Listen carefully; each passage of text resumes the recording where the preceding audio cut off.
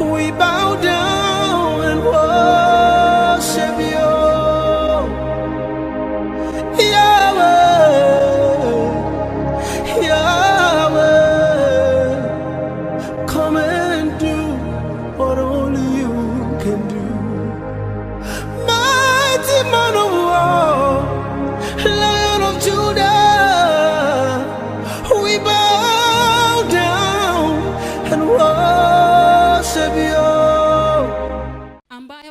I thank the Lord because of this day. Namshukuru Bwana kwa sababu ya siku hii. Yes, the day that he has given unto us. Siku ambayo Bwana ametupa. And the message that the Lord wants us to learn today. Na ujumbe ambao Bwana anataka tushiriki leo hii. Is about the Holy Spirit. Ni kuhusu Roho Mtakatifu. Who is the Holy Spirit? Je, Roho Mtakatifu ni nani? Have you ever asked yourself who the Holy Spirit is? Je, umewahi kujiuliza Roho Mtakatifu ni nani? We have heard so much about God the Father, Son and the Holy Spirit. Tumesikia likisemwa sana Mungu Baba, Mwana na Roho Mtakatifu. And when we go to before God in prayer, na unapoenda mbele za Mungu katika maombi, we always ask the Father and the Son to help us. Mara nyingi tunamuuliza Mungu Baba na Roho Mtakatifu atusaidie. And we forget about the Holy Spirit. Mara nyingi tunataja Mungu Baba na Mungu Mwana, tunasahau Roho Mtakatifu. Is the Holy Spirit important to our lives? Je, Roho Mtakatifu ni wa muhimu maishani mwetu? And do we really know him? Na je, kweli tunamjua? And is he there? Na kweli yupo huyu Roho Mtakatifu? Have we ever experienced the Holy Spirit? Je, tumewahi kushuhudia huyu Roho Mtakatifu? Praise the name of the living God. And that is our topic today. Na hilo ndilo somo letu la leo. As we start, who is the Holy Spirit? Swali tunapoanza tutajiuliza swali hili, je, Roho Mtakatifu ni nani? Let me begin by saying the Holy Spirit of God is God. Wacha nianze kwa kusema ya kwamba Roho Mtakatifu wa Mungu ni Mungu mwenyewe. He is the third person of the Trinity. Yeye ni mtu wa tatu katika ule utatu wa Mungu. He is like God the Father and the Son. Ni sawia tu na Mungu Baba na Mungu Mwana. He was there from the beginning. Alikuwepo huyu Roho Mtakatifu tangu mwanzo. He is there today. Yupo hata leo hii. Up to the end of the age. Hadi mwisho wa dahari. That is the Holy Spirit of God. Yeye ndiye Roho Mtakatifu wa Mungu. When you talk about the Holy Trinity, tunapozungumzia utatu ule wa utatu mtakatifu, we mean that God is one in three forms. Ni kumaanisha Mungu ni mmoja lakini anajitokeza katika hali tatu. We do not have three gods. Hakuna Mungu wa tatu, hapana. Some people teach that we have three gods. Watu wengine, madhehebu mengine hufunza kwamba kuna Mungu wa tatu. And so they brush away Christianity. Kwa hivyo wakatupilia mbali mambo ya Ukristo. They hate Christianity because they teach that we have, as Christians, we are worshiping three gods. Kuna watu ambao wametupilia mbali imani ya Kikristo sababu kuna madhehebu yanafunza kwamba kuna Mungu wa tatu. We do not have three gods in Christianity. Tuweke sawa ya kwamba katika Ukristo hakuna Mungu wa tatu. We only have one God but in three forms. Tunaye tu Mungu mmoja anayejidhihirisha katika njia tatu tofauti. We can look at that in the book of Matthew chapter 28 verse 19 to 20. Hebu tufungue pamoja Mathayo mtakatifu 28:19 hadi 20. You can read in Kiswahili. Matthew 28 verse 19 to 20. Mathayo mtakatifu 28:19 hadi 20. Nitasoma. The last chapter of the book of Matthew 28. Let us look at verse 19 and 20. Tuko pale mstari wa 19 hadi 20. Basi enendeni mkawafanye mataifa yote kwa wanafunzi, mkiwabatiza kwa jina la Baba na Mwana na Roho Mtakatifu. I read in English. Go you therefore and teach all nations, baptizing them in the name of the Father and of the Son and of the Holy Spirit. So we see that God is one and he bears one name as God. Kwa hivyo tunaona ya kwamba Mungu ni mmoja naye ana jina moja tu Mungu. But he's in three forms. Lakini hujidhihirisha katika hali tatu tofauti. Church of Jesus Christ. Kanisa la Yesu Kristo. If you want to understand more about the triune God or the Trinity of God, iwapo unataka zaidi kuelewa utatu wa Mungu, we only need to look at man. tunapaswa tu kumtazama mwanadamu. If you look at man, Iwapo tamwangalia mwanadamu, man is one person, mwanadamu ni kiumbe mmoja tu, but in three forms. lakini katika hali tatu. We have the body, Tunao mwili, we have the soul, tunayo nafsi, and we have the spirit. na tuna roho. And the Bible says God is created like man is created like God. Nayo Biblia inasema mwanadamu ameumbwa kama Mungu. So if man he has three forms, Kwa hivyo iwapo mwanadamu anazo hali tatu, even God has three forms. ni kumaanisha naye Mungu ana hali hizo And we have tatu. seen that in the book of Matthew 28. Na tumeona katika Mathayo 28. Let us look at first the Thessalonians. We see the three forms of man. Tuangalie Wathesalonike wa kwanza 5:23. 5:23. You can read for us. And the very God of peace sanctify you wholly. And I pray God your whole spirit and soul and body be preserved blameless to the coming of our Lord Jesus Christ. Amen. Amen. We see that now here we can identify the three forms of man. Sasa hapa tunaona ya kwamba tunaweza kutambua hali hizi tatu za mwanadamu. So we understand that if you are created in the image and likeness of God in three forms, Kwa hivyo tunaelewa iwapo tumeumbwa katika mtindo wa Mungu katika hali hizi tatu, it is true that God also has three forms. ni kumaanisha ni ukweli kwamba naye Mungu ana hali hizi tatu. But the three forms of God can never be separated. Lakini hali hizi tatu za Mungu haziwezi The kugawanyishwa. way we cannot separate man from his soul and spirit. Kama vile hatuwezi kutenganisha mwili kutokana na roho na nafsi. We know that our body works in union with our spirit and our souls. Twafahamu ya kwamba mwili wetu hufanya kazi kwa ushirika na nafsi na roho zetu. So God in the same way works, God the Father, Son and the Holy Spirit as one God. Ndivyo alivyo Mungu wetu hufanya kazi pamoja na Mungu Baba, Mwana na Roho Mtakatifu. So now, who is the Holy Spirit? Kwa hivyo sasa, je, Roho Mtakatifu ni I nani? want us to understand fully who the Spirit of God is. Nataka tuelewe kikamilifu Roho Mtakatifu wa Mungu ni nani. Let us read Genesis chapter 1 and verse 2. Kitabu cha Mwanzo sura ya kwanza mstari wa 2. And the earth was without form and void, and darkness was upon the face of the deep, and the Spirit of God moved upon the face of the waters.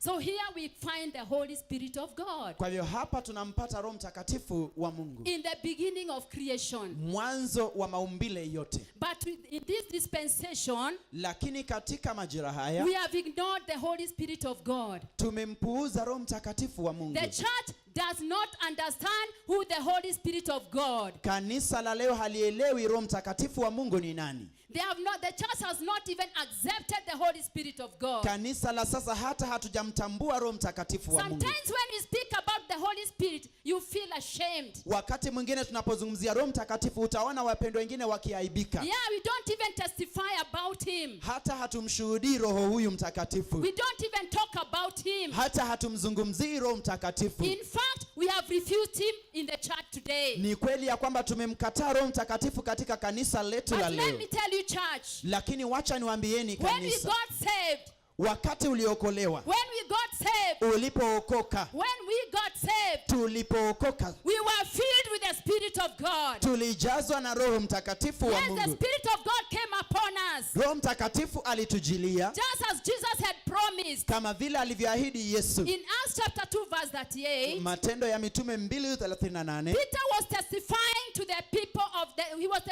the people of Judah. Petro anatoa ushuhuda kwa watu wa Yudea. Or Judea. Watu wa Yudea. Or Israel. Ama Israeli. Or the Jews. Ama Wayahudi. And this was after the church, after the people were filled by the Holy Spirit of God. Na ni baada ya watu kujazwa na Roho Mtakatifu wa Mungu. You remember the 120 who were filled during the day of Pentecost? Unakumbuka siku ya Pentekoste walijazwa wanafunzi 120. Yes, after that, the Spirit of God was upon Peter. Baada ya hiyo Roho wa Bwana akamjilia Petro. And he started testifying about Jesus Christ and the Holy Spirit of God. Naye Petro akaanza kumshuhudia Yesu Kristo na Roho Mtakatifu wa Mungu. So when we get saved, we are filled by the Spirit of God. Kwa hivyo tunapookoka tunajazwa na Roho Mtakatifu wa Mungu. Yes, we can read there Acts chapter 2 verse 38. Amen. The Bible says, then Peter said to them, repent and be baptized every one of you in the name of Jesus Christ for the remission of sins, and you shall receive the gift of the Holy Spirit. So the Holy Spirit comes upon us when we receive Jesus Christ. Ni kumaanisha kwamba Roho Mtakatifu hutujilia tunapompokea Yesu Kristo. Yes, the Holy Spirit. Once we get saved, we receive the Holy Spirit of God. Tunapookoka tunampokea Roho Mtakatifu wa Mungu. But what happens that we don't see the working of the Spirit in the Christian? Lakini ni nini hufanyika kwamba hatuoni ule utendakazi wa Roho Mtakatifu katika maisha ya Wakristo? It's because we have quenched the Holy Spirit. Ni sababu tumemzima yule Roho Mtakatifu. Some people think that being filled by the Spirit of God is speaking in tongues only. Wengi hudhani ya kwamba kujazwa na Roho Mtakatifu ni kunena tu katika ndimi. Something that it's prophesying. Kutoa unabii. Something that is preaching by power. Wengine wanadhani kutoa unabii, wengine wanadhani kuhubiri kwa nguvu. That if you are not speaking in tongues, then you do not have the Holy Spirit. Ya kwamba iwapo hauneni na lugha basi hauna Roho Mtakatifu. When you got saved, ulipookoka, you are filled with the Holy Spirit of God. Wewe ulijazwa na Roho Mtakatifu wa Mungu. Talking in tongues, kunena katika ndimi tofauti, healing and miracles, uponyaji na hata miujiza. Those are the gifts of the Holy Spirit. Hivyo ni vipawa vya Roho Mtakatifu. And he can give everyone who believes in him. Na anaweza kumpa yeyote anayemwamini. But first we must grow in him. Lakini kwanza lazima uwe ndani yake. We must activate the Spirit of God in us. Lazima tutendeshe kazi Roho Mtakatifu wa Bwana ndani yetu. 1 Thessalonians 5:19 says we have quenched the Holy Spirit of God. Wathesalonike wa pili 5:19 inasema wa kwanza sura ya 5:19.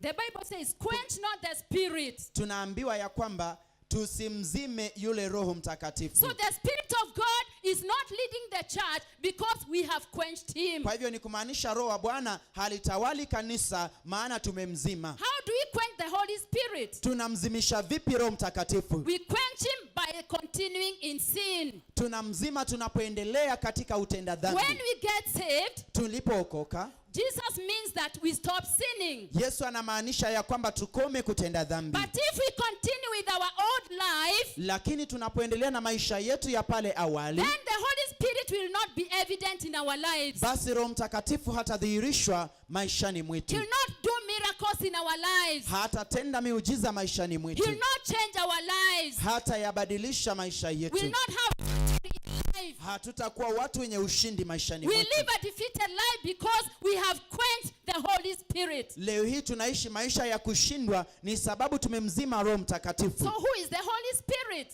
Nauliza tena, basi Roho Mtakatifu ni nani? He has so many titles. Ana majina mengi mno. And as he was not revealed only in the New Testament. Pewa Samsoni. In Judges chapter 13 you go and read there. Waamuzi sura ya 13 utasoma pale. Through 14 even up to 16. Kuendelea sura ya 14 hadi 16 bado. We see that when Samson was born and he defeated the Philistines. Akawashinda Wafilisti. He was beating and defeating so many Philistines. Just one person. Aliwapiga na kuangamiza Wafilisti wengi yeye akiwa binafsi. Because the Spirit of God was upon him. Ni sababu Roho wa Bwana alikuja juu yake. The Spirit of God came upon David. Roho wa Bwana alimshukia Daudi. And that's why David could do so many things as one person because the Spirit of God was upon him. Na ndio maana Daudi angeweza kufanya mambo mengi akiwa yeye peke yake sababu Roho wa Bwana alikuwa juu yake. Yes, we can see so much of the Spirit of God in the book of Isaiah.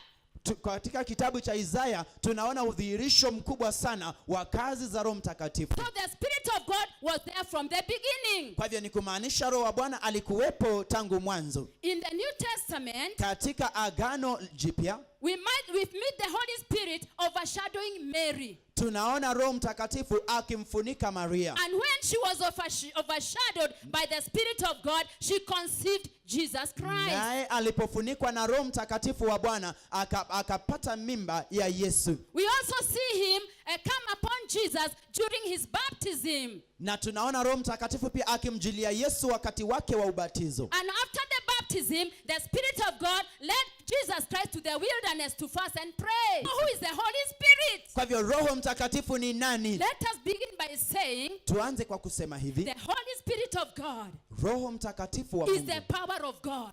ni uweza wa Mungu. That's where we start our teachings today. Mafunzo yetu yanaanza hapo leo The hii. Spirit of God is the power of God. Roho wa Bwana ni uweza wa Bwana. When he came upon the people of old, Alipowajilia watu wa kale, people like Elijah, watu kama Eliya, they were able to face kings. wakaweza kuwakabili wafalme, They were able to face great kings like Ahab. wakaweza kukabiliana na wafalme wenye mamlaka makubwa kama Ahabu. They could challenge prophets of Baal. Wakawapiga changamoto wale manabii wa They Baali, even were able to destroy them hata wakaweza kuangamiza. because of the power of God Ni upon them. sababu ya Roho Mtakatifu wa Bwana juu And yao. today we are not able to do many things Leo hatuwezi kufanya mambo mengi kanisa, because we have quenched the Holy maana Spirit. tumemzima yule Roho And the Mtakatifu, Spirit of God is the power of the living God. na Roho Mtakatifu ndio uweza wa Bwana Without uishio. the power of God, you can't do miracles. Bila uwezo wa Mungu hatuwezi kutenda miujiza. Without the power of God, you cannot go places. Bila Roho wa Bwana hatuwezi kuenenda mahali Without mbali. the power of God, we are not going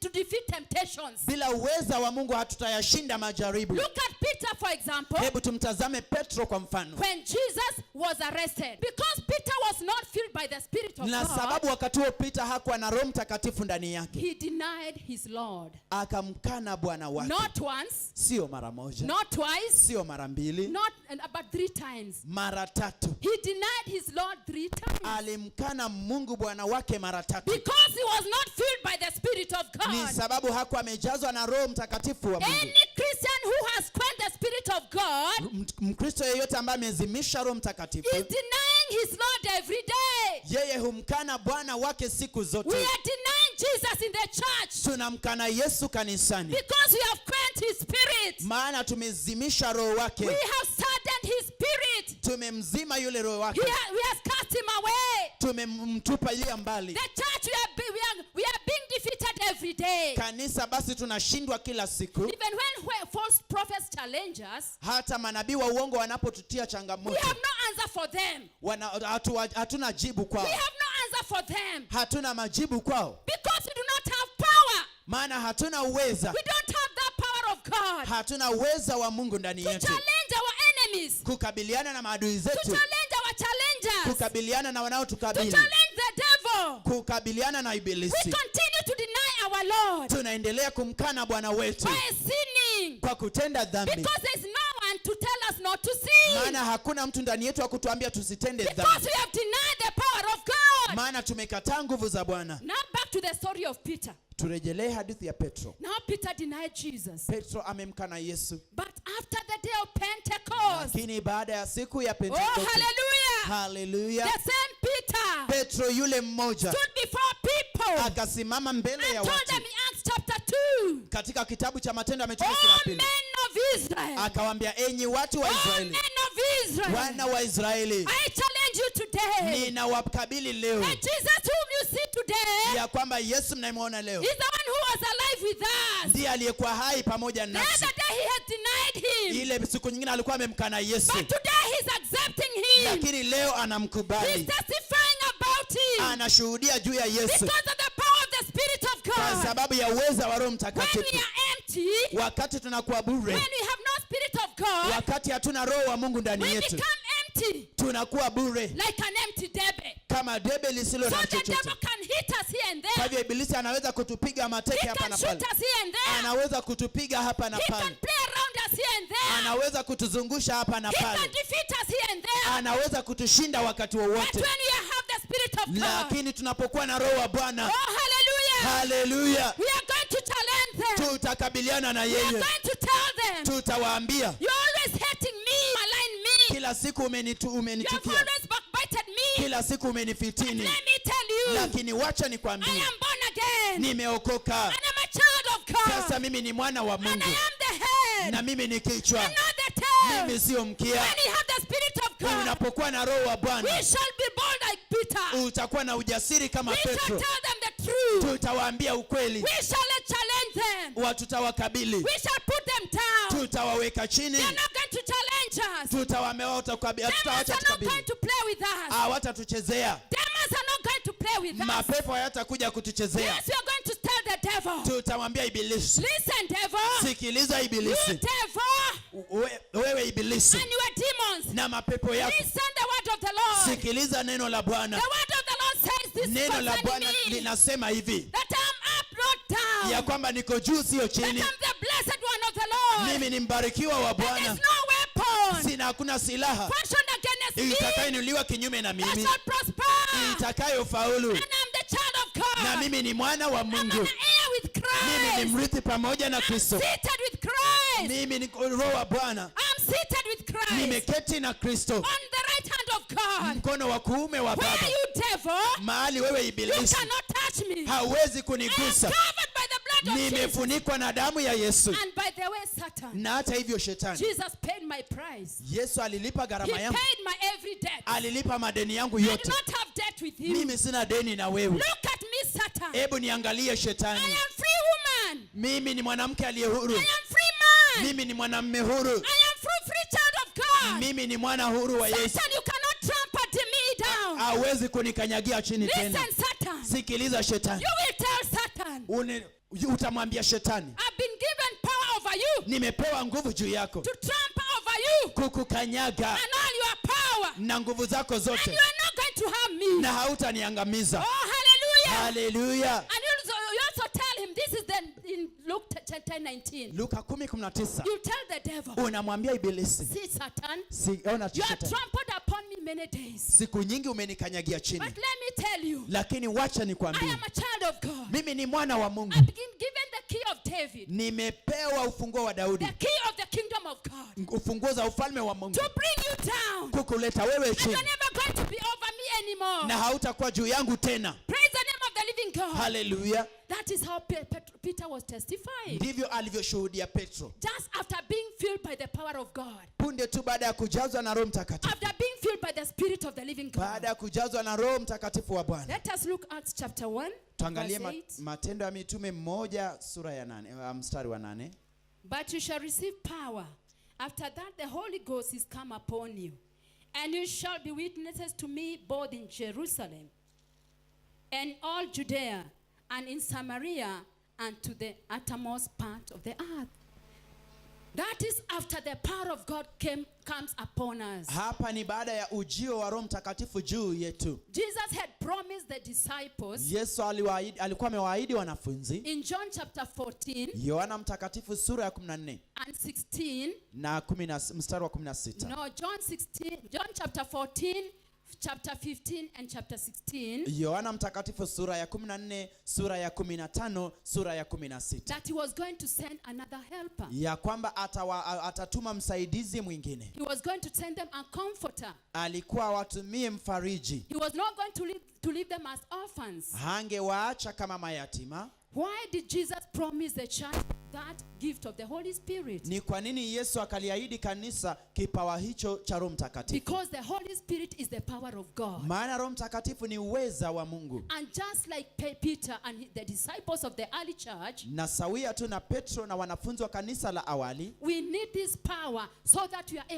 able to move forward as a church. tunahitaji hizi nguvu ili tuweze kuendelea kama kanisa. In order for us to testify about Jesus Christ, Ili kumshuhudia Yesu Kristo, we need the power of the Holy Spirit. tunahitaji nguvu za Roho Mtakatifu. And as I've just told you, Na kama vile in nimewaambia, Acts chapter 2, Matendo ya Mitume sura ya we 2, see Peter talking now to the people of Israel. tunaona sasa Petro akizungumza na watu wa Israeli. And he confessed about Jesus Christ. Naye anashuhudia juu ya Yesu The Kristo. same Jesus he had denied. Yesu yule mmoja aliyekuwa amemkana, He realized akatambua he was given that power to stand before people. alipewa uweza wa kusimama mbele ya watu, Not only to testify, sio kushuhudia tu, but also to do miracles. lakini pia kutenda miujiza. Because the Holy Spirit of God is the power of miracles. Maana uweza wa Mungu wa Roho Mtakatifu ni uweza wa kutenda miujiza. The Bible says the early disciples were just ordinary men. Biblia inasema wanafunzi wa pale wa awali walikuwa watu wa kawaida. Even after the they were filled by the Spirit of God, hata baada ya kujazwa na Roho Mtakatifu wa Mungu, people were amazed. watu wakashangazwa. People were amazed. Watu They walishangazwa. were so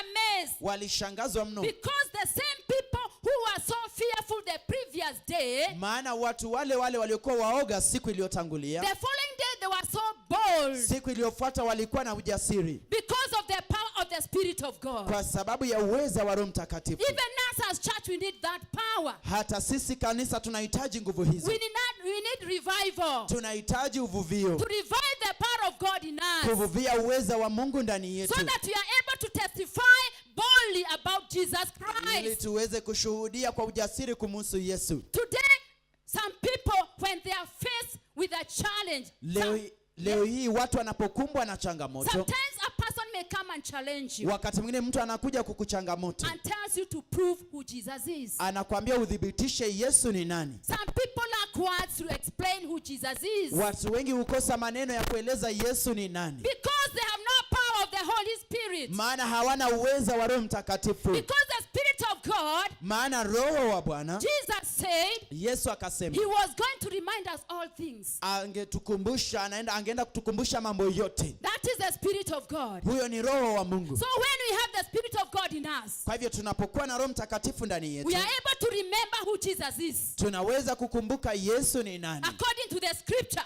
kulingana na maandiko, and we are able to face our enemies and challenge them. nasi tunaweza kukabiliana na maadui zetu na kuwa changamoto. Praise the name of the living God. Haleluya. Hallelujah.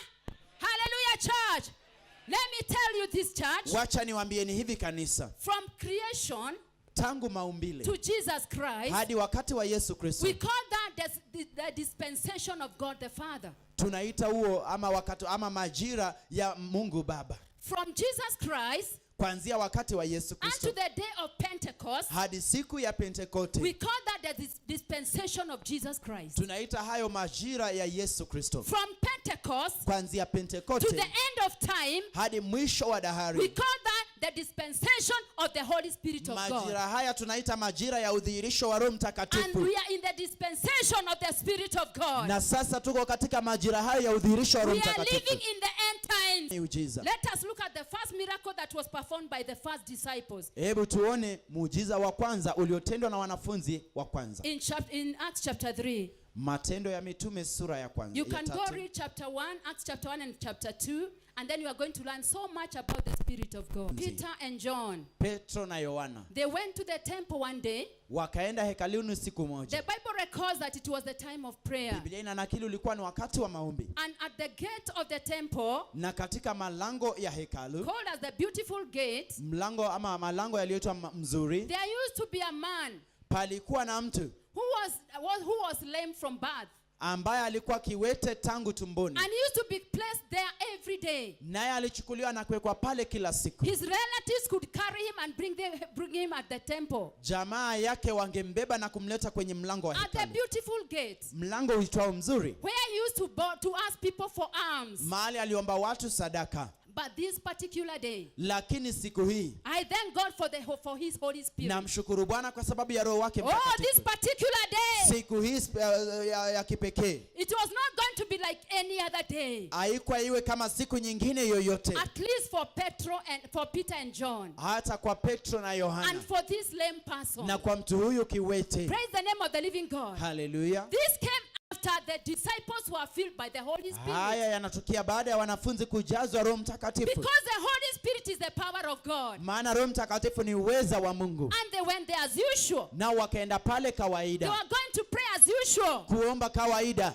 And the man was there as usual. naye mtu yule alikuwa pale kama kawaida. But things in the spiritual realm were not usual. Lakini katika roho mambo hayakuwa The sawa. Spirit of God had been released to the church. Roho wa Mungu alikuwa ameachiliwa kwenye kanisa. So there was an extraordinary power. Kwa hivyo kukawa na nguvu za kipekee. John and Peter possessed that extraordinary power. Yohana na Petro walipokea nguvu zile za And so they kipekee. went. Kwa hivyo wakaondoka. And when this man saw them, Mtu huyu alipowaona as his custom, kama kawaida yake, and he asked for alms, akanyosha mkono kuomba he sadaka. was very expectant. Alikuwa na matarajio makuu. He was expectant of standing from these great men of God. Alitarajia jambo kutoka kwa watu hawa wa Mungu. He expected them to give him gold and silver. Alitarajia kawaida wampe dhahabu na fedha. He was expecting as usual. Alitarajia atafanyiwa kama kawaida. People used to give him some coins. Watu walimpa mapeni kadhaa.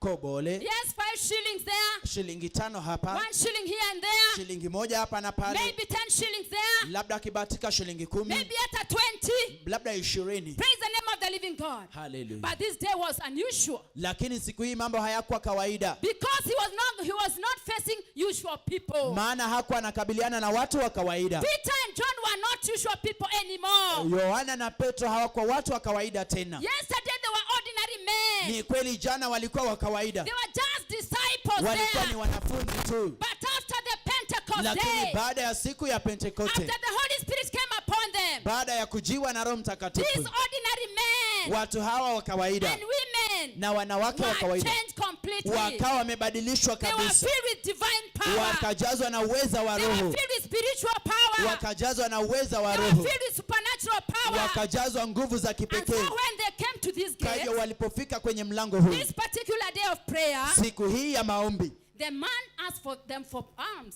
mtu huyu akaomba sadaka. But the Bible says Peter looked, and Peter, fastening his eyes upon him with John, said, "Look on us." Neno lasema na Petro akimkazia macho pamoja na Yohana akasema, tutazame sisi. So I'm sure this man's expectations rose. Kwa hivyo najua mtu huyu aliposikia hivyo matarajio yake yakawa makubwa. His hope increased. Matarajio yake yakaongezeka. His faith of getting something increased. Imani yake ya kupokea jambo ikaongezeka. He was expecting something big. Alikuwa anatarajia kitu kizuri kikubwa. And he got it. Na kweli alipata. Yes, he got it. Ni kweli alipata. Because Peter said, maana Petro alisema, and he gave heed to them, expecting to receive something of them. Naye akawalengea akitarajia kupokea kitu kutoka kwao. Then Peter said, naye Petro akasema, "Oh, silver and gold have I none. Dhahabu wala fedha mimi sina. But such as I have I give. But such as I have, I give you. Lakini nilicho nacho ndicho nikupacho. In the name of Jesus Christ of Nazareth. Katika jina la Yesu wa Nazareti. Rise up and walk. Inuka utembee. Amen. Hallelujah. And he took him by the hand. Akamuinua kwa mkono. And lifted him up. Akamuinua. And immediately. Na mara hiyo. Mara hiyo. His feet and ankle bones received strength. Nyayo zake na vifundo vya miguu yake vikatiwa nguvu. Look at this thing here. Tazama mambo haya. Look at this event here. Tazama matukio haya. This man was lame from birth. Mtu huyu amekuwa kiwete tangu utoto wake. But at the mention of the name of Jesus, lakini kwa kutajwa jina la Yesu, the Bible records, Biblia inanakili, his bones received strength. Mifupa ikapokea nguvu. His bones were dead. Mifupa iliyokuwa imekufa. His bones had been dry. Mifupa iliyokuwa mikavu. Imeharibika. But at the mention of the name of Jesus, lakini kwa kutaja jina la Yesu, because of the power of the Spirit of God, kwa sababu ya uweza wa Roho wa Bwana, strength came unto this man. Nguvu zikamjia mtu huyu. Power came unto him. Uweza ukashuka juu yake. Power to heal. Uweza wa kuponya. Power to do miracles. Uweza wa kutenda miujiza. Power to do miracles. Uweza wa kutenda miujiza. It came upon this man. Ikashuka juu ya mtu huyu. And he became well. Naye akafanyika sawa. The Bible says, Biblia inasema hivi. He stood up. Akainuka. And leaping. Naye akaanza akaanza kurukaruka na kutembea na kuruka na kumsifu Bwana. Akarukaruka kama ndama. Akarukaruka na kumsifu Bwana. Yes, because of the power of the Spirit of God. Kwa sababu ya uweza wa Roho Mtakatifu. The Holy Spirit is the power of God. Roho Mtakatifu ndio uweza wa Bwana. That raises even from the dead. Unaoinua hata kutoka kwenye mauti. Makes dry situation inayosababisha hali ngumu kuwa sawa. It makes all things become different. Roho wa Bwana husababisha mambo yote kuwa tofauti. This man became a different person. Mtu huyu alifanyika mtu tofauti. And the Bible says when he went into the temple, naye Biblia inasema alipoenda kwenye hekalu, some people tried to recognize him. Watu wengine walijaribu kumtambua. They tried to look at him. They looked at him. Wakamwangalia kabisa. And they wondered. Wakashangaa. Could this be the same man who was seated outside there? Je, yawezekana iwe ni huyu anaketi pale nje? And remember, most of them had left him seated there. Nakumbuka siku hiyo wengi walikuwa wamemwacha ameketi pale wakiingia hekaluni. But now they were seeing a different scenario. Na sasa wanaona tukio tofauti. Yes, they were seeing a different scenario. Wanaona jambo tofauti. It was not the same lame person. Sio mtu yule aliyekuwa kiwete. It was a different man. Ni mtu tofauti. Walking and leaping and praising God. Anatembea akirukaruka na kumsifu Bwana. He's walking on his own feet. Anatembea kwa miguu yake. He rose up on his feet. feet. anasimama kwa miguu And yake, he started walking akaanza kutembea because of the power of the Holy kwa sababu ya Spirit uweza wa Roho that Mtakatifu was upon Peter and John. zilizokuwa juu ya Petro na Yohana. Today, church, Leo hii the kanisa, church is defeated. kanisa limeshindwa. People come to church every day. Watu wanakuja kanisani kila They siku, come when sick. wanaenda nyumbani wakiwa They wagonjwa, come when they are sick. wanakuja wakiwa wagonjwa, They go back home sick. wanarudi wakiwa wagonjwa, They come so discouraged. wanakuja They wameshushika, go back home so discouraged. wanarudi wameshushika They zaidi, come so defeated wanakuja wameshindwa and hopeless. na hawana They tumaini, go back the same way. wanarudi vivyo hivyo. What has happened? Nini kimefanyika? Where is that power of Peter and John? Nguvu za Petro na Yohana ziko What wapi? happened? Nini kilichofanyika? What is the problem, church? Shida iko wapi kanisa? See, the Bible says Biblia inasema this man was used to sit at the beautiful mtu gate. huyu aliketi kwenye mlango mzuri. You see the way we beautify our churches. Unaona tunavyolipamba hekalu letu Our hapa. churches are so beautiful. Makanisa ni mazuri, But that beautiful does not change anything. lakini urembo huo haubadilishi That lolote. beauty is not changing the church. Urembo huo haubadilishi kanisa. That beauty is not going to change the church. Urembo huo hautabadilisha These kanisa. churches are not going to change Christians. Makanisa hayatabadilisha Wakristo. Yes, that beauty is not going to remove poverty from us. Huo urembo hautatuondolea umaskini. That beauty is not going to remove diseases from us. Urembo wa kanisa hautaondoa magonjwa kwetu, But there is one only. lakini kuna mmoja, One and only one. mmoja wa pekee, The power of the living God. uweza wa Mungu The aishiye, Spirit of God. Roho wa Bwana. When we embrace Him, Tunapompokea like Peter and John, kama Petro na we are Yohana, going to change situations. tutazibadilisha hali. People are coming out of poverty. Watu wanatoka kwenye umaskini, People will come out of poverty. watu watatoka kwenye umaskini, People will get healed. watu watajazwa, The lame will walk. viwete watatembea, The blind will see. hata vipofu wataona, The dead will arise. waliokufa Because watafufuka of the power. kwa sababu ya The uweza, power of the Holy Spirit. uweza wa Roho Church, Mtakatifu. this is the time. Kanisa, haya ndiyo The majira. Spirit of God is speaking to the church. Roho wa Bwana analizungumzia We have kanisa. to embrace the Holy Spirit. Lazima tumkumbatie Roho If Mtakatifu. we have to change, Iwapo we tutabadilika, have to receive the blessings of God. lazima tupokee baraka za We Bwana. must have possessed the power of the Holy Spirit. In the name of the living God. Haleluya. If the church is coming to becoming victorious, Iwapo kanisa litashinda, if the church is going to become victorious, iwapo kanisa linaenda kushinda, then we are not going to go the way we have been going. basi hatutaendelea vile tumekuwa Just tukifanya like ordinary men. kama watu wa kawaida, People that are denying Jesus every day. watu wanaomkana Yesu kila siku. We have to receive the power of the Holy Spirit Lazima tupokee uweza wa Roho so that Mtakatifu we can testify about Jesus ili tushuhudie juu ya in Yesu, Jerusalem, Yerusalemu, in Judea, Yudea, in Samaria, pale to the Samaria, end of the hadi world. misho ya When ulimwengu. is the church going to cause impact? Kanisa litaleta lini mabadiliko? When is the church going to bring change? Kanisa litaleta mabadiliko When is the lini? church going to bring transformation? Kanisa litaleta mageuzi When is lini? the people of the world come to the church Watu wa dunia watarudi lini to kanisani look for help, kutafuta to msaada, look for healing, kupata uponyaji, to look for victory? kutafuta When ushindi? will that occur? Hayo yatawezekana lini? When, church? Wakati kanisa. When? Wakati upi? This is at the times. Huu ndio wakati, Just as it happened kama to ilivyofanyika Peter and his colleagues, kwa Petro na wenzake. we must accept the Holy Spirit of God. Lazima tumkubali Roho We Mtakatifu wa must Bwana. allow Him to operate in the church. And now we're going to glorify Christ. Itakuwa ni lini tumtukuze Church Kristo? of Jesus Christ. Kanisa la Kristo, Awake, awake. ni wakati wetu. Awake, awake. Amkeni, It's an awake call ni wa now. mwito wa kuamka sasa. Church of Jesus Christ. Kanisa la Kristo, Let us come back to our position. turudi kwenye nafasi Our yetu, position of power. mahali yetu ya pa nguvu, Position of blessing. mahali pa baraka. Bible says Biblia the inanakili lame man yule was kiwete expecting money. alitarajia fedha. Church, money is good. Pesa ni nzuri Money kanisa, is so good. fedha na dhahabu ni We nzuri. build beautiful churches. Tunajenga makanisa We mazuri, buy big cars. tunanunua magari We go makubwa, places. tunaenda mahali, We dress very well. tunavalia vizuri, We eat so well tunakula vizuri because of money. kwa sababu ya We pesa. buy big cars. Tunanunua We magari buy makubwa, properties tunanunua because majengo of money. kwa sababu ya pesa. Because of money. Kwa sababu ya pesa. Money is Pesa good. ni nzuri. But there's that one thing.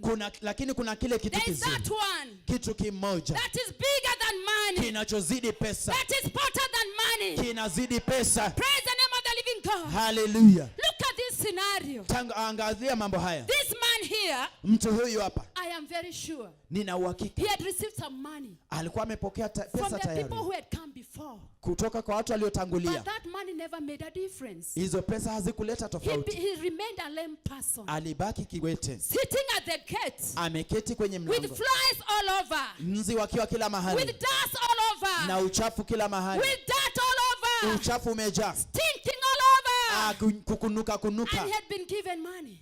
na anapewa pesa. Not even during that day. Hata hiyo siku That was his custom. ilikuwa ni kawaida He yake, used to be brought there. yalikuwa ni mazoea kuletwa But that pale, never made any difference. lakini haikuleta tofauti Until two people of God, hadi watumishi wawili wa two Mungu, servants of God, watumishi wawili wa by Mungu the power of the Holy Spirit, wakiongozwa na uweza wa Roho declared the Mtakatifu, name of Jesus upon this man. walipotangaza jina la Yesu And juu declared yake, the name of Jesus. walipotangaza jina la With Yesu power of the Holy kwa Spirit. nguvu za Roho The Mtakatifu, Bible says, Biblia the inasema name of Jesus jina la is Yesu above every other name, liko juu ya majina in yote heaven and on earth. duniani na And mbinguni, by the name of na kwa Jesus, jina la Yesu every knee shall bow, kila goti and litapigwa every tongue shall na confess kila ulimi that utakiri Jesus is Lord. ya kwamba Yesu Oh, ni Bwana. Haleluya! The name of Jesus makes a Jina la Yesu difference. linaleta It is the tofauti. name of Jesus that raised that man. Ni jina lilomwinua mtu huyu, It is the name of Jesus. jina la Yesu, The name of Jesus. jina la Yesu. Though not dollars, Sio madola, not shillings, sio shilingi, not euros. sio Those maeuro, are just names. sio majina ya Those are mataifa. just names. Hayo ni majina tu, And they're just under na yako chini the name of Jesus. ya jina la The Yesu. name of Jesus is Jina la supernatural. Yesu ni la The hukumu name of kubwa. Jesus is Jina superior. la Yesu ni la mwenye The name upeo. of Jesus has power. Jina la Yesu lina nguvu, Even power hata nguvu to make bones strong. za kufanya mifupa iwe na Even nguvu, power nguvu to make a lame person za well. kufanya kiwete atembee, Even power nguvu to make him not just walk, za kufanya asitembee tu, not just walking, sio kutembea tu, but leaping, lakini leaping kuruka, in the air kuruka juu and juu praising God. akimsifu That Bwana. is what is going to happen to the church. Hiyo ndio itakalofanyikia If kanisa you are going to accept back the Holy iwapo Spirit, tutamkumbatia na kumpokea Roho Mtakatifu. because years ago, Maana miaka iliyopita we told him, tulimwambia, look here, Holy Spirit, tazama hapa Roho we Mtakatifu, are rich. sisi ni We do matajiri, not need you anymore. hatukuhitaji. We have money. Tuna pesa, We have big jobs. tuna kazi kubwa, We have big businesses. tuna biashara We kubwa, are so educated. sisi tumesoma mno, We have cars. tunayo We magari, have the scientists. tuna wanasayansi. Oh, by the way, Hata hivyo we have the internet. tuna mtandao, I can communicate with somebody in America. naweza kuwasiliana na mtu kule And by Marekani. the way, Na hata hivyo I'm in WhatsApp. niko kwenye There WhatsApp, is Google. kuna You Google. see now, Holy Spirit, Unaona sasa Roho we have the Mtakatifu, Facebook now. tuna Facebook. You are old school now. Wewe mambo yako yamekwisha, Wewe umechapa. umepitwa na wakati, You are old school now, Holy umechapa Spirit. kabisa, We do not need you. We hatukuhitaji. have Twitter. Tuna Twitter, Even Instagram has just come the other day. hata Instagram imekuja wakati tu. And you see, Holy Spirit, Na unaona Roho we Mtakatifu, can access internet. tunaweza kuingia kwenye Even mtandao in our remotest areas. hata tukiwa kule So we mashambani. don't need you. Kwa hivyo hatukuhitaji. That is where the church went wrong. Hapo ndipo kanisa That is lilipotea, where the church started falling ndipo away. kanisa lilipoanza kuanguka. We are living in a lukewarm church. Tunaishi katika kanisa lenye uvuguvugu, Neither cold nor hot. kanisa lisilo moto wala baridi, That on Sunday we'll come to church. ya kwamba Jumapili tunakuja We kanisani, will shout and scream. tutapiga vigelegele na We kushangilia, jump and sing. tunaruka na kuimba, We worship and dance. tunaabudu na kusifu. But when we go back to our places, Lakini tunaporudi manyumbani, we go back to our ordinary life. tunarejelea maisha yetu ya kawaida. We don't read the Bible. Hatusomi Biblia, We don't even pray.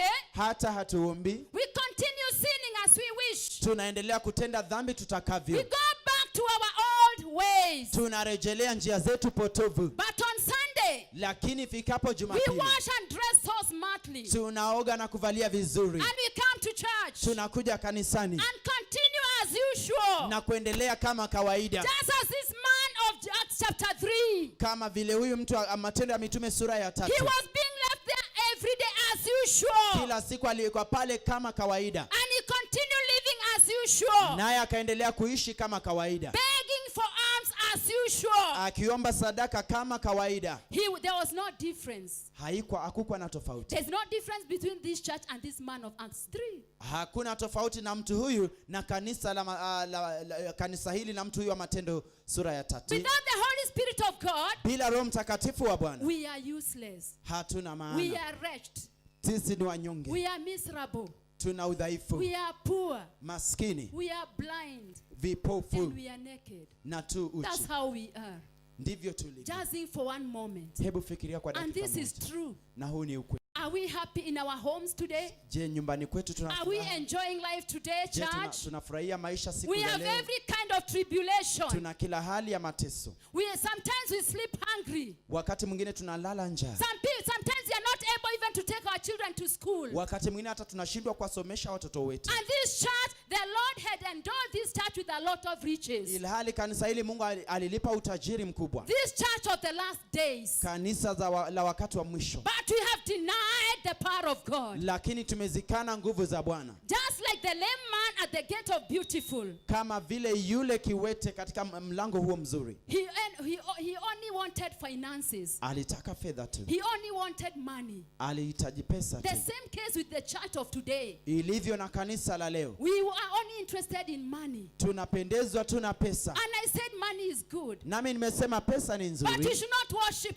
money. Lakini tusiziabudu. We are not supposed to worship money. Hatupaswi kuziabudu pesa. We are not supposed to worship the things that the Lord has given us. Hatupaswi kuviabudu vitu ambavyo Bwana ametupa. We have replaced God with the things that he has given us. Tumemtoa Bwana na mahali pake kuweka vitu ambavyo Mungu ametupa. We have become idol worshippers. Tumekuwa waabudu sanamu. And the Lord is speaking to the church today. Na Bwana analizungumzia kanisa leo. It is time for us to come back to our position. Ni wakati wa kurudi katika sehemu yetu. It's time for us to repent. Ni wakati wetu kutubu. The Bible here continues to say, Biblia inaendelea kusema, I counsel you to buy of me gold tried in the fire, that you may be rich, and white raiment, that you may be clothed, and that the shame of your nakedness do not appear, and anoint your eyes with eye salve, that you may see.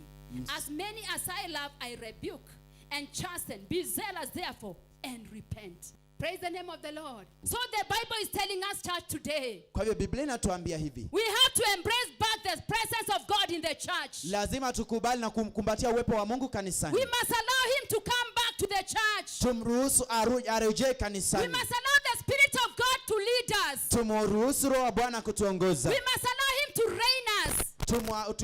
Tumruhusu atutawale. We must allow the presence of the living God now in the church. Tukubali uwepo wa Roho Mtakatifu kanisani. To lead our services. Kuongoza ibada zetu. To help us in our businesses. Kutusaidia kwenye biashara zetu. Many times we open businesses. Wakati mwingi tunafungua biashara. And we ignore to involve the Spirit of God. Pasi kumhusisha Roho Mtakatifu. When we do that, tunapotenda hivyo, we are denying a power that could have helped us. See what the Lord was telling his disciples. Tazama Bwana alivyowaambia wanafunzi wake. He was going to leave them. Alikuwa anaondoka after resurrection, baada ya ufufuo, and he's telling them, naye anawaambia that he's not going to leave them alone. Hata waacha upweke. He's going to pray his Father, atamuomba Baba, to give them a helper, naye atawapa a msaidizi, comforter, mfariji, so that ili they'll be able to do greater works waweze kutenda kazi kubwa than even Jesus.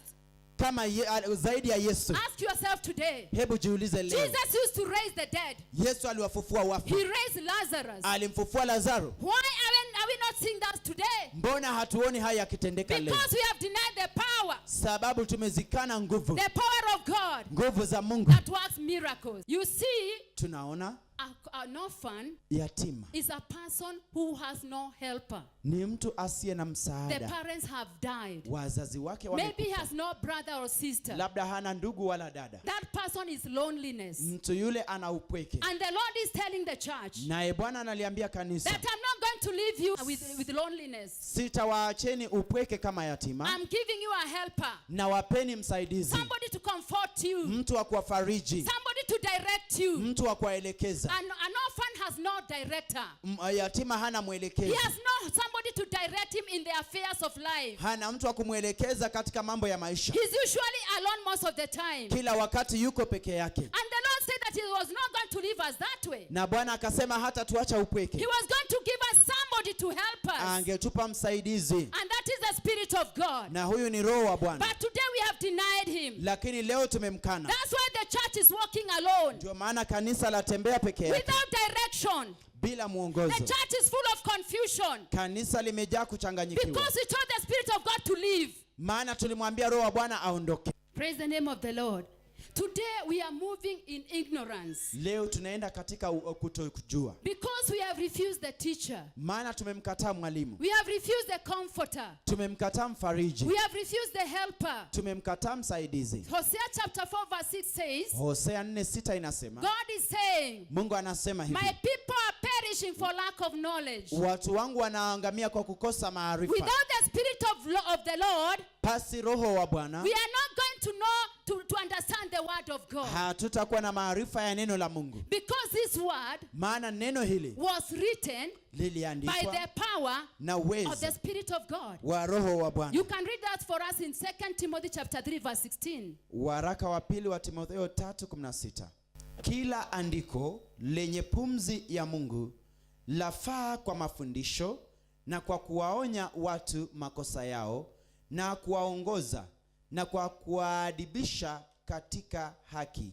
Yes, the word of God was written by the power of the Holy Spirit. Neno la Mungu liliandikwa kwa uweza wa Roho So Mtakatifu. what the words we are reading today in our Bibles, Kwa hivyo maneno tunalisoma katika Biblia zetu leo hii, they are full of the Spirit of God. maneno haya yamejaa Roho wa Bwana. So when we read the word of God, Kwa hivyo unapolisoma neno la we are Bwana, supposed to receive revelation from the Spirit of God. unapaswa kupokea ufunuo kutoka Roho wa Bwana. Because he's the revealer of mysteries. Maana ni yeye anayezifunua siri. But when we deny him, Lakini tunapomkana, when we do not allow him to help us, tunapokosa kumpa nafasi ya kutusaidia, how can he help us to understand the word of God? atatusaidia vipi kulielewa neno la Mungu? That's why even when we go to prayer, Ndio maana hata tunapoenda katika maombi, we use idle words. tunatumia maneno makavu. We use just dry words. Maneno makavu tu. Because we do not have the Spirit of God to reveal to us the word that we are supposed to use in prayer. Maana hatuna Roho wa Bwana tunayepaswa kuwa naye kutufunulia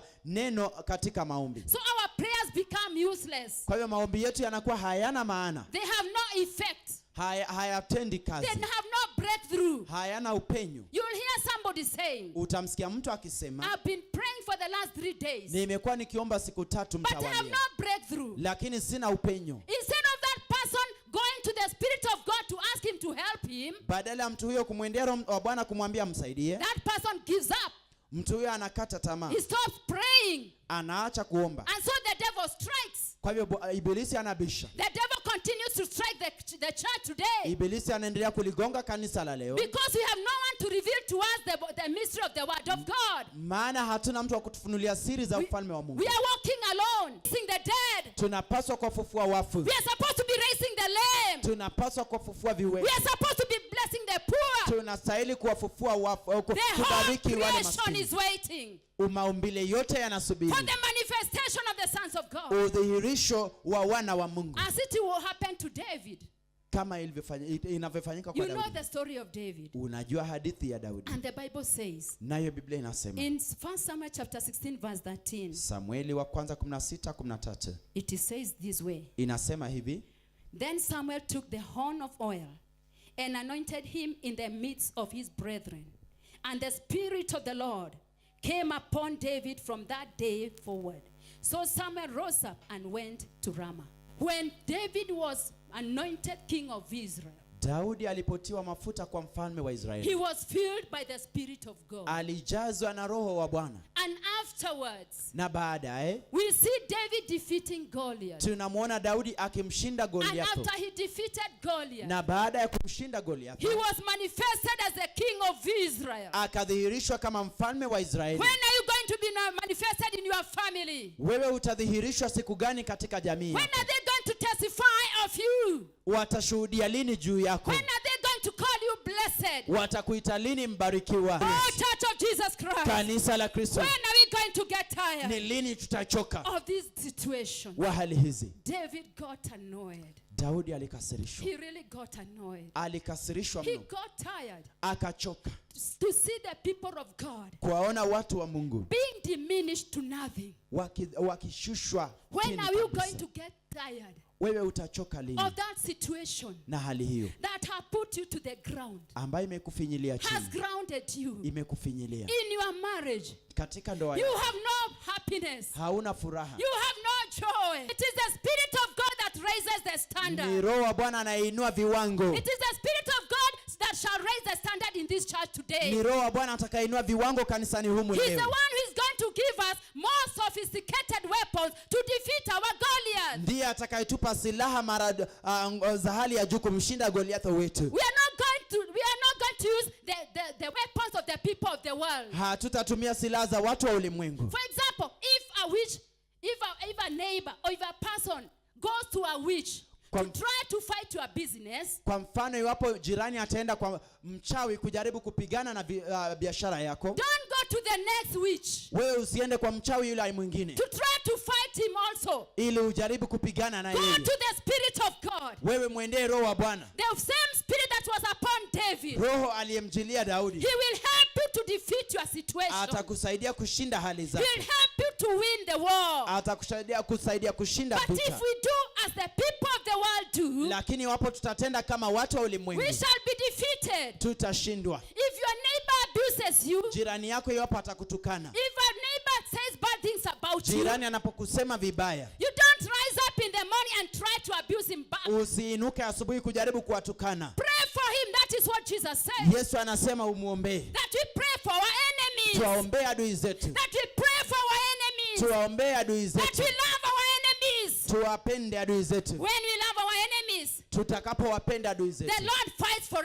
us. Bwana atatupigania. David said, Daudi the anasema battle belongs to the Lord. vita ni vya Bwana. We do not have to fight, church. Hatupaswi kupigana As kanisa, long as we have the Spirit of God, alimradi tuna Roho wa He Bwana. will help us to fight this battle. Atatusaidia kupigana He vita will hivi. help us to defeat Goliath. Atatusaidia kumshinda Goliath. See here, church. Tazama hapa David kanisa. went not with the armor of Saul. Daudi hakuchukua mavazi ya Sauli ya He vita. just took his bag Alichukua mkoba and wake his shepherd rod, na fimbo yake ya and uchungaji. he went to a stream Akaenda mtoni, and he picked some few stones. akaokota mawe machache, Then he took one akachukua jiwe moja, and put it on his sling akaweka kwenye kombeo and lake, released it, naye akaachilia, and he hit the enemy. ikampiga adui, It killed Goliath. ikamuua Church Goliath. today, Kanisa leo, let me tell you this. wacha niwaambie, Goliath was so huge. Goliath alikuwa mkubwa A sana. small stone Jiwe dogo thrown by a small boy likiwa limerushwa na kimvulana mdogo, could not defeat him, halingeweza could kumwangusha, not kill him. halingemuua. Praise the name of the living God. Haleluya. What happened Kilichofanyika when he released the stone? alipoachilia jiwe, The Spirit of God Roho wa Bwana came in between aliingilia to help David. kumsaidia It Daudi. is the Spirit of God Ni Roho wa that Bwana killed the Goliath. aliyemuua It's not Goliath. only a small stone. Sio leso jiwe dogo, It was the Spirit of God alikuwa ni Roho wa Bwana through the name of the Lord kupitia jina la Bwana that David proclaimed. alilotangaza Daudi. Goliath fell down. Goliath alianguka. Today, church, as I finish, Leo kanisa, tunapomaliza, we need the Spirit of God tunamhitaji Roho wa to Bwana fight our battles. kutupigania vita We do vyetu. not need the things of the people of the world. Hatuhitaji mambo ya ulimwengu. The Bible tells us not to conform to the patterns of the world. Biblia inatuambia tusijiunganisha ama kufanana na mambo ya ulimwengu. Romans chapter 12 and verse 2. Warumi 12 mstari wa We 2. should not be like the people of the world. Tusiwe kama watu wa ulimwengu. In 2 Corinthians chapter 10 Waraka wa pili wa Paulo kwa Wakorintho and 10 verse 3 to 6, 3 hadi 6. you go and read there. The Utajisomea. Bible says, Biblia inasema our weapons are not carnal. silaha Oh, zetu, hallelujah. Our weapons are not silaha carnal. zetu sio za kimwili, They are not carnal. sio za mwili, They are mighty in God bali ni kuu katika to the Bwana, pulling down of strongholds. kwa kuangusha ngome. With the Spirit of the living God, Tukiwa na Roho wa Bwana, you'll pull down strongholds. utaziangusha With ngome the power of the living God, kwa nguvu za Bwana. the Spirit of God God, Roho wa Bwana, you will defeat your Goliath. utamshinda Goliathi wako. Church of Jesus Christ. Kanisa la Kristo, These are the times. huu ndio The wakati, dispensation of the Spirit of God. majira ya Roho wa Bwana. He wants us to embrace him. Anataka tumkumbatie, He wants us to use him. anataka tumtumie, He wants us to give him work. anataka tumpe He kazi. came to help us. Alikuja He's the kutusaidia, representative of God. ndiye mwakilishi wa He Mungu. came to represent God the Father and the Son. Alikuja kumwakilisha Mungu Baba na Mwana, And where the Spirit of God is, na alipo Roho Mtakatifu, God the Father and the Son are there. Mungu Baba na Mwana wapo. So why are we fighting alone Kwa hivyo mbona tunapigana vita peke until we yetu are so defeated? hadi tunashindwa We zaidi, become so hopeless. tunakosa tumaini, We are opening businesses and closing. tunafungua biashara na kufunga, Marriages are breaking every now and then. ndoa zinavunjika kila mara, Church is full of confusion and defeat. kanisa limejaa kuchanganyikiwa, Our children are there hopeless. watoto wetu wako pale hawana matumaini, Yet the Lord sent us a helper. ilhali Bwana alitutumia He msaidizi. never left us alone. Hakutuacha peke He yetu, said he's not going to leave us alone. alisema hatatuacha peke And yetu, actually he sent his power, na hakika alituma nguvu his zake, Holy Spirit, Roho wake to be Mtakatifu with us forever. kuwa pamoja nasi The milele. Spirit of the living God. Roho wa Bwana aishi. It was he was prophesied by Joel, Prophet Joel in Joel chapter 2 and verse 29 to 32. Ilitabiriwa katika Yoeli wa pili, Yoeli sura ya pili 28 hadi 32. That in the last days, Katika nyakati za in the mwisho, last days, siku za mwisho, the Spirit of God will be released Roho wa Bwana ataachiliwa upon every creation, juu ya kila mwili, in men and women, juu ya wake na waume, both old and young, vijana kwa wazee, servants, men, women servants and men servants. watumishi wa kike na wa kiume. What is his work? Kazi yake He ni came to declare the end times. alikuja kutangaza majira ya He mwisho. came to tell us that we are living in the end times, Alikuja kutuambia tunaishi wakati wa mwisho, so that we can remain prepared, ili tusalie tukiwa tumejiandaa, because Jesus is coming back. maana Yesu anarudi. Today, church, Lakini leo hii kanisa, we have listened to what the Spirit of God is saying. tumesikia alivyonena Roho wa Bwana Very simple. kwa wepesi mno. He wants us to give ourselves to him. Anataka tujipeane He kwake, wants us to surrender to him. anataka tujisalimishe And kwake, all the things that we are experiencing today, na mambo yote tunayoyashuhudia they are leo not going to have to reign over us. hayatatushinda, Yes, in Jesus' name. katika jina la Let us Yesu. arise, church. Tusimame For a kanisa. few minutes, Kwa dakika chache I tu. want you to pray for yourself. You have heard the message Nataka today. ujiombeni, umesikia ujumbe wa leo. You know that place of your life Unajua sehemu ile ya maisha yako where we are walking in disobedience. ambapo tumetembea katika kutotii. All of us, Sote we know where we have denied the Spirit of God. tunajua ni wapi tumemkana Roho wa Bwana, We have denied him access in our spirit. tumemnyima nafasi katika moyo. The Spirit of God dwells in us. Mighty man of war, Lion of Judah, we bow down and worship you,